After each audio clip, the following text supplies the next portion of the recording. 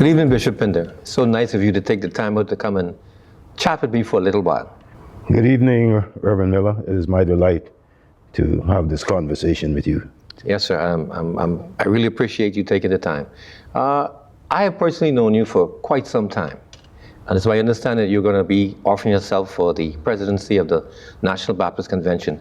Now, even though I've known you for a long time, there are many who will be watching who don't know who Carrington Samuel Pinder is. If you can just take a few moments just to bring them up to date on your history and what you've done, where you've been, what you've accomplished, and give them an idea who Bishop Carrington Samuel Pinder truly is. Thank you. It is my delight to share with you who Carrington Pinder is. I was born to a humble family on the island of Abaco in a little fishing village called Sandy Point. There, I was brought up in a Christian home where my grandfather, the late Reverend Samuel Sands, served as a leading minister in the Abaco district and pastored the Mount Zion Native Baptist Church, Sandy Point, Abaco, for more than 60 years. God has blessed him with longevity of life and an impactful life as a religious leader. And I, for some reason, seem to be following in his footsteps. I am the oldest son in my family of 11, and I have been in the ministry of the church for a very long time. Since coming from Abaco to New Providence, where I attended and graduated from the Jordan Prince Williams High School. Yes, sir. I went into a banking profession where I worked for Barclays Bank for 20 years. Following that, I was engaged in ministry at the St. Mark's Native Baptist Church, where I eventually was elevated to the office of pastor of that church, where I served for 34 consecutive years. The past 7 years, since being elected as Bishop of the St. John's Particular Church of Native Baptists, succeeding Bishop Michael C. Simonet, I am now serving at the St. John's Cathedral, the Cathedral Church of our Native Baptists, for the past 7 years. I am grateful for the opportunity in between there to have served in the National Baptist Convention. I served as assistant treasurer to the late Dr. Cooper of the New Hope Missionary Baptist Church in South Beach. Then later on, I became the executive secretary when Dr. William Thompson was first elected as the president of the convention. I served in that capacity. So I'm grateful for the opportunity to serve locally at home, and have also served and continues now to serve internationally in the National Baptist Convention USA Incorporated, where I am a vice president in the Congress of Christian Education Department for the international region and the Caribbean. It has been my delight to have been able to represent the church and Christ, both at home and abroad. I'm so pleased that you've taken the time out, Bishop Pinder, to just sit and talk with me for a while. We hope to let the audience get a glimpse into who Reverend Dr. Carrington S. Pinder truly is. Fortunately for me, I've known you, you've known me for 50 plus years. I'm your brother-in-law, you're married to my sister. I remember the days when I used to borrow your little brown Silica. You probably helped me date my wife, my wife, and you've been a big part of my life for so many years. As you've said, you've known me from way back then. Yes, sir. You knew before, and you knew afterwards, Yes. and you know now. And I'm grateful that I am no stranger to you. I want to thank the Miller family for embracing me. I know it appears as if you all had your own speculations of this island boy coming into the city and taking the miller's eldest daughter. But thanks be to God, in the process of time, Yes. 50 years in a matter of weeks, God has been faithful. Yes. God has been gracious, that the vows that I have made to Sabrina, to love her until we are separated by death, continues to be the vow even on the eve of 50 years hence. And God has given me her as a helpmeet, and we have worked together as partners in our homes, in the community, in the church. And we respect each other. We do not compete, but rather we complement each other Yes. in ministry. She has her own strengths and ability that I celebrate, and I have mine, and together we collectively put them together and offer them to whomever would wish to embrace them. And that has been one of the strengths that we've served as partners in our home, partners in the church, partners in the community. And what you see of us is what you get.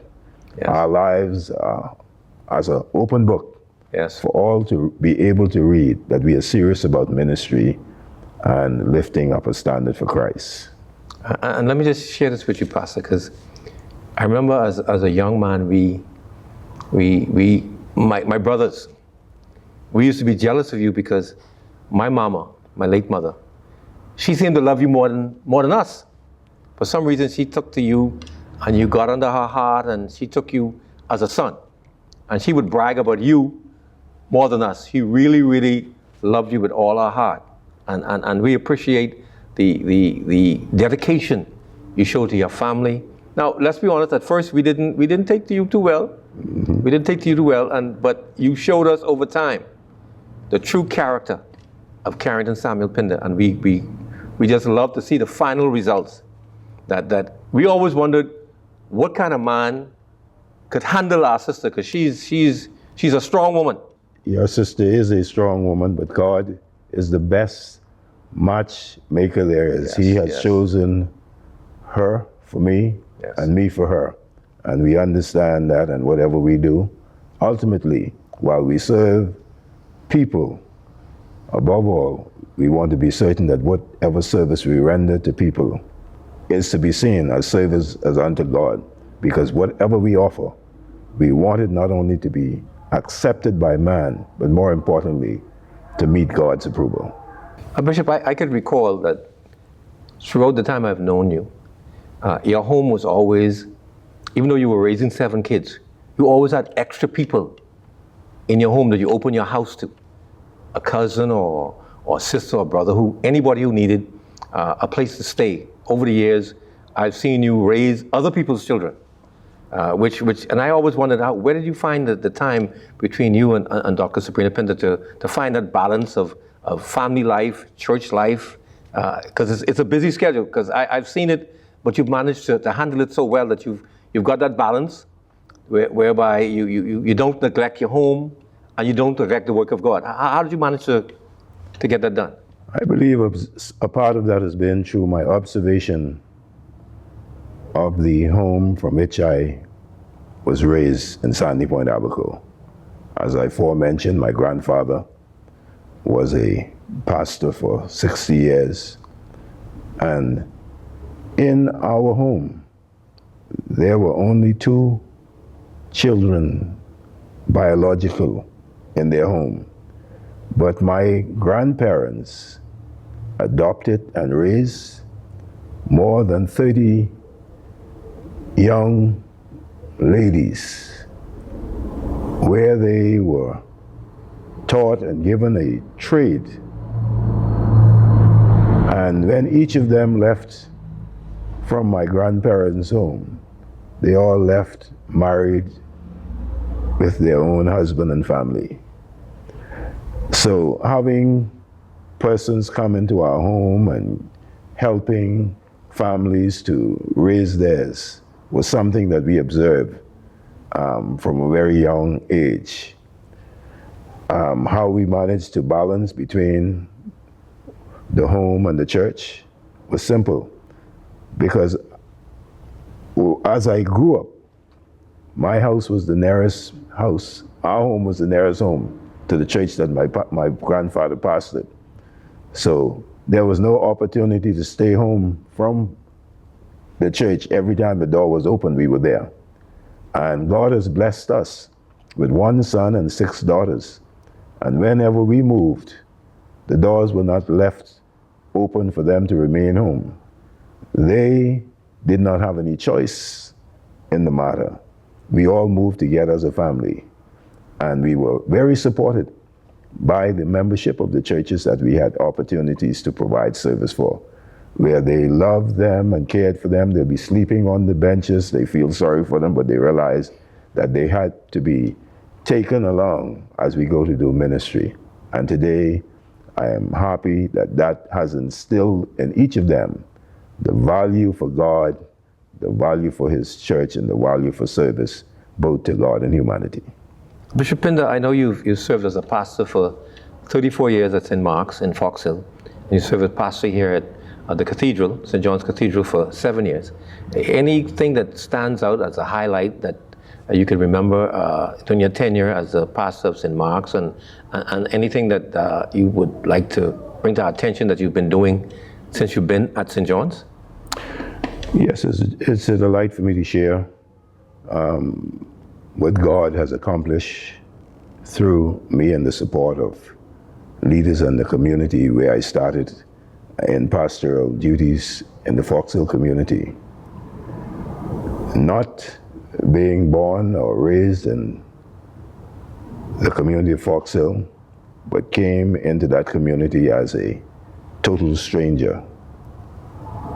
Starting off in humble service as a bus driver for the church, moving into been given opportunity by my pastor, the late Dr. Levite Hanna, to teach a Sunday school class, and then to work with the youth ministry. Later on, to have been put on probation as a deacon, to attend the Baptist Bible Institute to better equip myself for that service. And then later on, for them to have reposed the confidence in me, to have elected me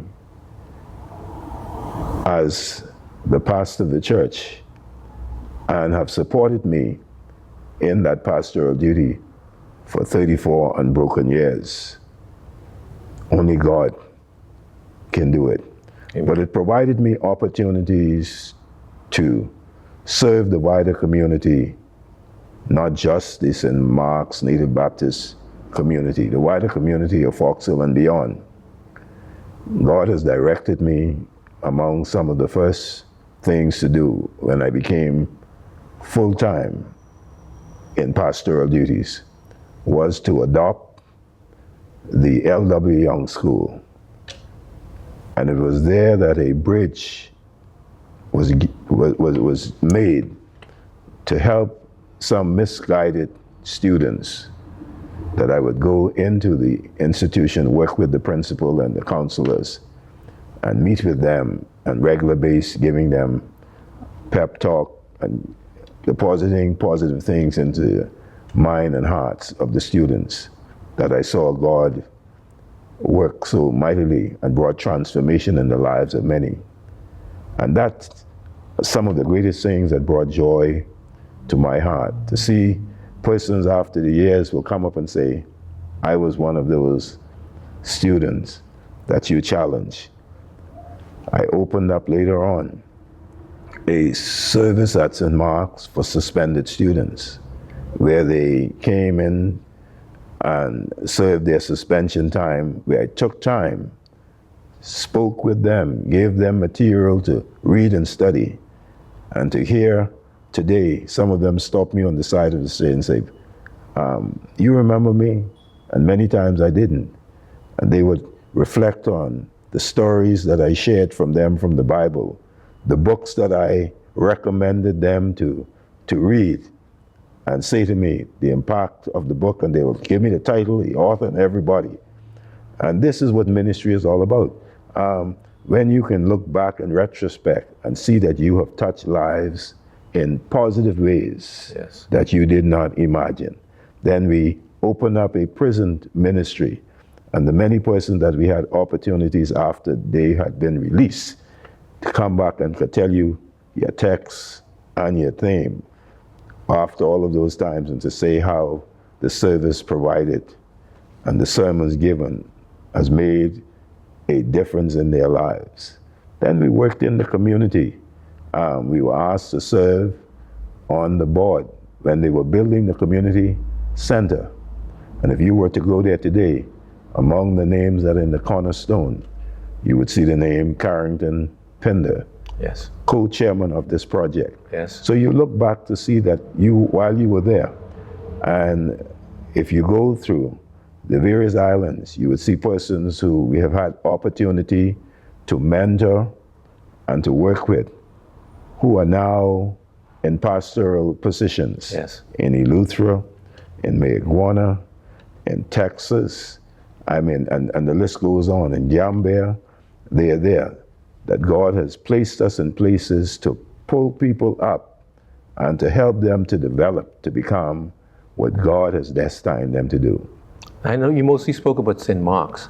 Anything you want to highlight that you've been doing in your 7 years here? The 7 years St. here John's. to St. John's Cathedral, I have brought along that self-same approach to the main town and grandstand community, where I would go on the streets, where the persons, some who are dealing in illicit affairs, just your presence there and just your taking time to go and converse with them, they would commend you later on and said, we are so happy that you would take time to come. Go and sit with them.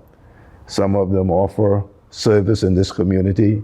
Instead of going well over town, I go and sit down there in their barber chair, have them cut my hair. I need my vehicle clean. If there's something to be done around the church grounds, I go around there. That's the first place I go, on those streets, and bring someone off the street and give them an opportunity to offer some service so that they can be compensated. And these are some of the things that we do, because I feel that the church must be more impactful in the geographical areas that church building is located and where those people meet for worship. It must begin there. We must start right at home, then end abroad. So I believe I am making the similar contact with the Bain community as I was privileged to have done in the Foxhill community. Well, it appears that you've been a very, very busy man throughout your entire life. You've been involved in ministry most of your life. And at this point in time, at this juncture, what made you decide that this is the right time for you to run for the presidency of the National Baptist Convention? I have observed through the years the National Baptist organization, and they're saying to me, in my opinion, that we have deviated from the principles outlined in the constitution of our own organization, and we've not been consistent in the way things are being done. And since I've had an opportunity to serve in that office as executive secretary, I feel that I can lend some guidance with the support of leading moderators and pastors, that we together can bring the National Baptist Missionary and Education Convention back in line with the original vision of our founding fathers. Incidentally, the St. John's Particular Church of Native Baptists had been in the vanguard of the National Baptist work, having provided the first president, Bishop A.C. Simonet. And even since then, we offered from our association the Reverend Dr. Anthony J. Carroll, who served as president also. And I'm hopeful, with the support, the leading of God, the blessings of the people and support, that I can be the third representative in that capacity from our Native Baptist Church. We just want to build on the establishment that has been laid down, and many of the leaders, we commend them for the work that they have done in our national Baptist work. Yes, sir. So your opinion is that the convention has veered off a little from their original purpose? Yes, the evidence is there. All we need to do is to read our own Constitution and see the way business were handled, where it's being handled now. And we want to just bring it back in line. God has blessed our Baptist work with many gifted leaders in ministry, and I believe collectively we can rebuild our national Baptist convention work to take it to even higher heights. I noticed you mentioned that you worked under the presidency of Reverend Cooper. You said you worked under the presidency of Reverend Dr. William Thompson. What is your relationship? Are you familiar with the current president, Reverend Dr. Philip McPhee? Yes, one correction. The Dr. Cooper that I refer to was not president. Oh, okay. He served as treasurer. Yes. Mitchell Cooper. From the New Hope. But I worked with Dr. William Thompson in his capacity as president. In fact, I served 1 year prior to his official installation as the executive secretary-elect while he was serving as the president-elect under the late Dr. C.W. Sanders. I see. So you have a certain amount of experience already in the convention, the running of the convention business. So you're not a novice going into the convention and how it's supposed to operate, how it's supposed to obey the bylaws of the Constitution. And so you figure that if you were to become president, you can get it back on course to be what it was intended to be. I feel so, with the support of our pastors and the moderators, that we can all bring it together. Because no man is an island. The leader gives the vision, and the support officers are the ones who galvanize that vision to achieve the intended goal. I see. Right now you serve as the Bishop and General Superintendent of the St. John's Particular Church of Native Baptists and the pastor of the St. John's Cathedral. Some may say that becoming president of the convention, you may be wearing too many hats. How do you feel about the added responsibility you'll have to take on if you were to become president of the National Baptist Convention? Reverend Miller, I would not be the first president to have served as a moderator or superintendent of an association. It is consistent with previous president. Dr. William Thompson served as president simultaneously as he was pastor of Faith United Missionary Baptist Church, and also as moderator of the Bahamas Baptist Association. The Reverend Dr. C.W. Sanders served as president while he was principal of our Baptist schools and as moderator of the Bahamas Baptist Union Association. All it is teamwork that will make the dream work. Awesome. So your approach would be to if you were to become president, is to delegate responsibilities to individuals to make sure they get certain things done. Yes, we must delegate, we must mentor, and we must empower those who are serving with us to know that they have gift and giftings and contribution to make in the overall success of our National Baptist work. Awesome. Also, I just need to ask this question. It's a bit personal because we all know that Reverend Dr. Sabrina Pinder, that's your wife, and she currently serves as the president of the Women's Convention. Is there any, because I hear people whispering that maybe the Pinders want to take over the convention. I personally feel that a husband and wife team brings strength to the convention, but what's your opinion on whether that'll be a distraction, or you're trying to take over the convention, both of you, or how would you answer that complaint? That is not our intent by no stretch of the imagination. Reverend Dr. Sabrina Pinder serves as president of the auxiliary to the parent body, the Women's Missionary Department of the convention. She has a distinct function, and this is her final term under her elected slate.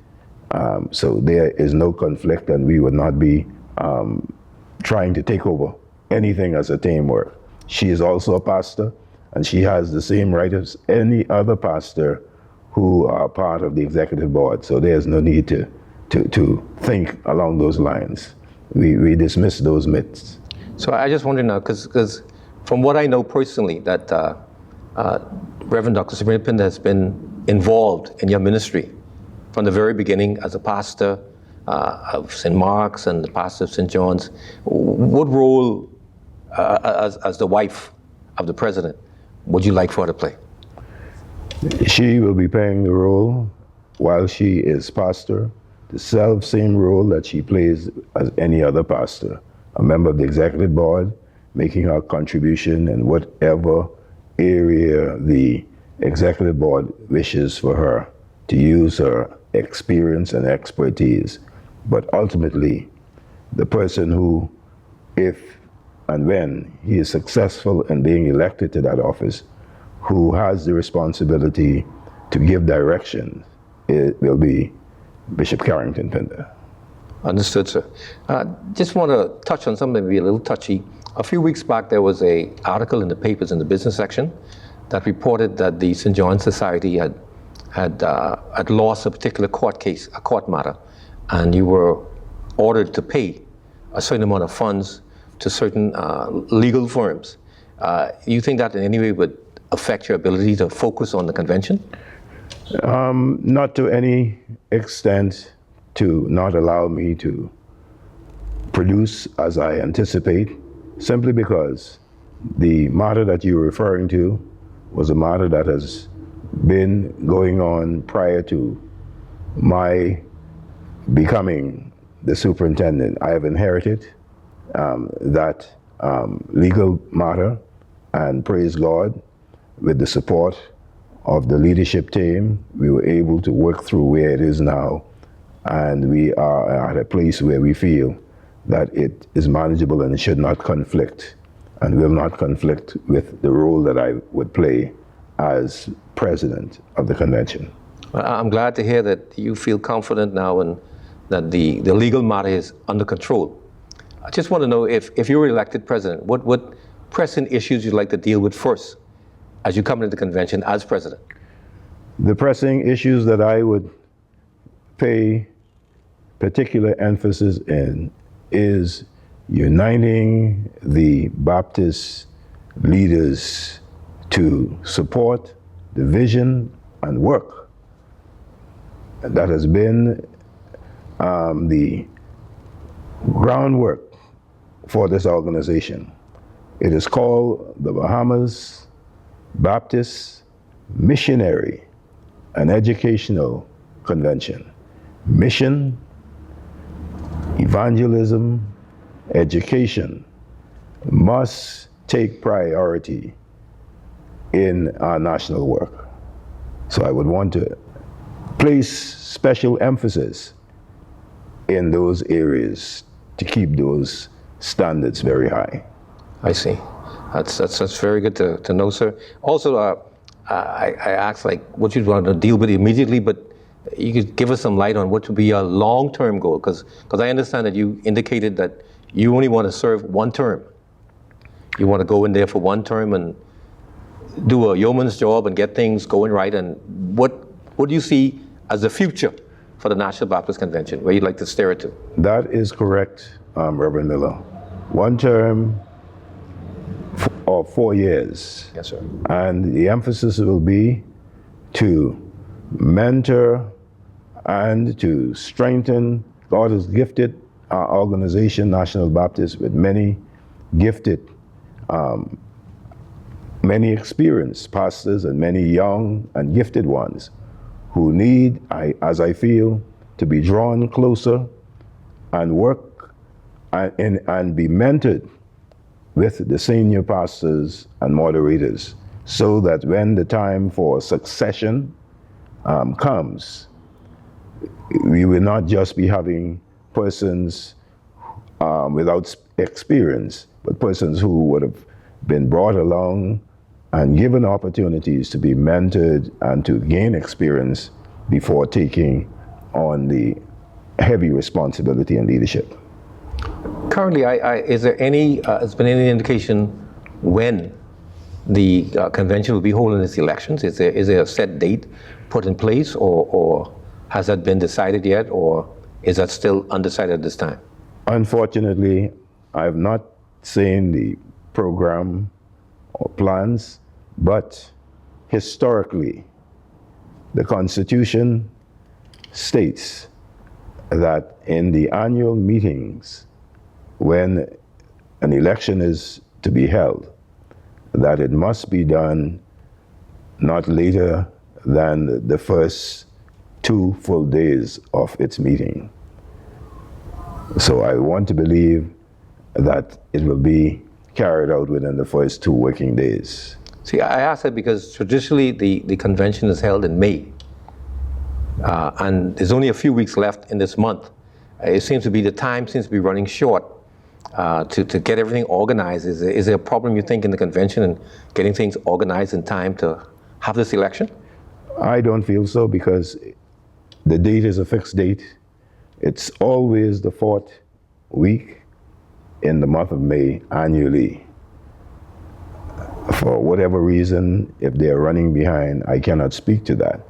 But constitutionally, we are mandated in the 4th week to have our annual meeting, and it should have been by now approved by the executive board what the agenda is.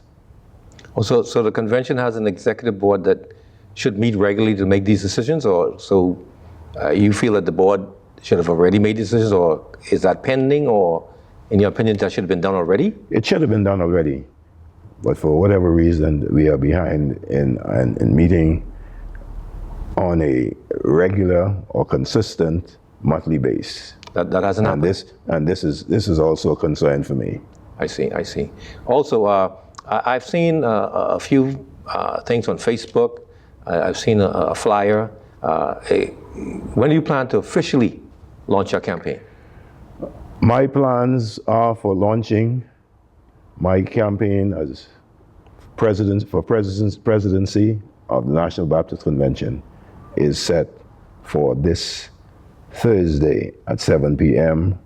here at St. John's Cathedral, where I have invited pastors and moderators and pastors, clergy persons and members to come and to have an opportunity to hear in a more detailed form what my platform is all about. Is it possible to give us a little sneak preview of what your platform will consist of? Sure. The theme that I am led by the Lord to use is lift. Lift him up. Yes. John chapter 12, verse 32, Jesus says, and I quote, "If I be lifted up from the earth, I will draw all men unto me." Yes. The letter L in that word lift speaks of the type of leadership that I propose to bring to this organization. Leadership that will be biblically based. The I speaks of integrity, leadership that possesses integrity. The F in the word lift is for faith, faithful leadership. We're not walking by sight. The just shall live by faith. Without faith, it is impossible to please God. And my service is not to please myself, but it's to please God and to become a blessing to others. T, I pledge to be truthful. I pledge to be transparent in the leadership that I offer when elected. Awesome, awesome. It appears that you have a very wide agenda if you were to become president. Is there anything that you would like to say to those watching and listening before we end this conversation that you want to, that would make them feel more comfortable in supporting you in your presidency? Thank you for this opportunity, Reverend Miller. I would want to say that it is the Bahamas, not just Nassau or New Providence. Every island where there is a Baptist community, we are all, the church is one foundation. Yes. And Jesus Christ is our Lord.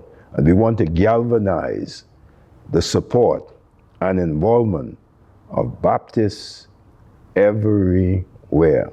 Every moderator in our Baptist community, every pastor has a voice and has an opportunity, will have opportunity to make contribution and sit around, give advice and counsel, be consulted on matters, so that collectively, whatever is being done in the name of Bahamas Baptist Missionary and Educational Convention will not be a Pinder convention, but the Baptist Missionary and Educational Convention stretching from Inagua to Grand Bahama. We want all included and all inclusive in the witness of Christ as we lift him up, because he will do the drawing. I seek to serve, not for self, but to serve for the honor and glory of God and to be a blessing over these 4 years, so that when my tenure should come to a close, the foundation that has been set by our organizing leaders would be strengthened and that we are back on course to do more for Christ. Amen. I'm so grateful that you took the time out, Bishop Pinder, to come and give us a glimpse into your background, a glimpse of what you plan to put forward if you're elected as the president, and to give us a pep talk and hope that all is not lost, that the Baptist denomination, that there's room for growth, and your whole purpose of trying to run for presidency is to get back to the basics and to take us to high heights. I'm so glad you took the time out, sir, and I wish you all the best in your candidacy, and may God continue to bless you and your family. Thank you very much. We are grateful for this time to converse over our Baptist plans, and we seek the prayer of all and sundry and the support of those who buy into this vision as we lift him up, not just by talk, but lift him up by living as Christians ought, so the world in us can see that he said, if I be lifted up from the earth, I will draw all men unto me. Thank you again. Thank you, sir.